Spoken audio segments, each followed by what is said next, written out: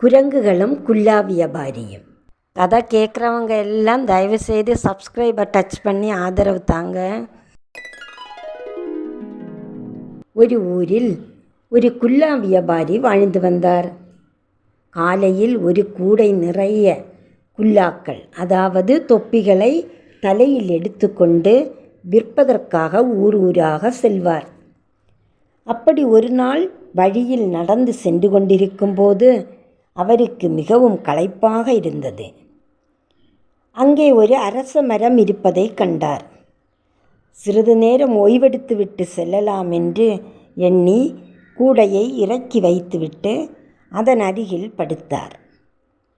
குல்லா வியாபாரியின் தலையில் ஒரு குல்லா வைத்திருந்தார். தென்றல் காற்று இதமாக வீசியது. அவர் அப்படியே அசதியில் படுத்து தூங்கிவிட்டார். அந்த மரத்தின் மேல் நிறைய குரங்குகள் இருந்தன. குரங்குகள் அவன் தலையில் தொப்பி வைத்திருப்பதை பார்த்தது.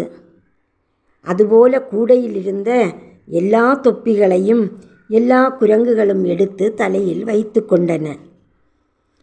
பின்பு குரங்குகள் மர உச்சியில் போய் அமர்ந்தன. சிறிது நேரம் தூங்கிய பிறகு பலமாக காற்று வீசிய போது திடுக்கிட்டு எழும்பிய குல்லா வியாபாரி கூடையை எடுப்பதற்கு பார்த்தபோது கூடையில் ஒரு தொப்பி கூட இல்லை. அவன் திடுக்கிட்டு சுற்றுமுற்றும் பார்த்தான். யாரும் இல்லை. மரத்தை சுற்றி வந்து தேடி பார்த்தான். பக்கத்து மரங்களின் சுவடுகளில் போய் பார்த்தான். அப்போதும் யாரும் இல்லை. தொப்பிகள் எங்கே போய்விட்டன என சிந்தித்து கொண்டு மேல் நோக்கி பார்த்தான்.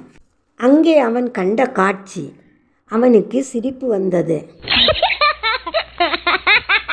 அவனுடைய தொப்பியை எல்லா குரங்குகளும் தலையில் வைத்து கொண்டிருந்தன. அவன் குரங்கை பார்த்து, குரங்கே குரங்கே, குல்லாவை தந்துவிடுங்கள் என்று கை நீட்டினான். ஆனால் குரங்குகளோ பேசாமல் இருந்தன. அவன் மீண்டும் கை நீட்டிய போது குரங்குகளும் தங்கள் கைகளை நீட்டின. எவ்வளவு முறை அவன் கேட்ட பிறகும் குரங்குகள் கை நீட்டி கொண்டிருந்தன.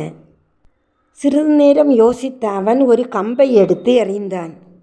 குரங்குகளும் உடனே ஒரு கம்பை ஒடித்து எறிந்தது. அவன் ஒரு கல்லை தூக்கி எறிந்தான். குரங்குகளும் மரத்திலிருந்து காயை பறித்து எறிந்தது.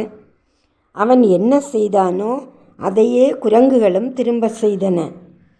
அவன் சிறிது நேரம் யோசித்தான். அவனுக்கு புரிந்துவிட்டது. தன் தலையில் இருந்த தொப்பியை எடுத்து தூர எறிந்தான். அதுபோல குரங்குகளும் தங்கள் தலையில் இருந்த தொப்பியை எடுத்து கீழே எறிந்தன. அவன் அவசரமாக அந்த தொப்பிகளை எடுத்து தன் கூடையில் நிரப்பிக்கொண்டான். பின்பு ஓட்டமும் நடையுமாக அங்கிருந்து கிளம்பி சென்று விட்டான். குழந்தைகளே, இந்த கதையிலிருந்து உங்களுக்கு என்ன புரிந்தது? நாம் இக்கட்டான சூழ்நிலையில் புத்திசாலியாக சிந்தித்து செயல்பட வேண்டும். அப்போதுதான் அந்த இக்கட்டான ஆபத்திலிருந்து நாம் தப்பித்து கொள்ளலாம்.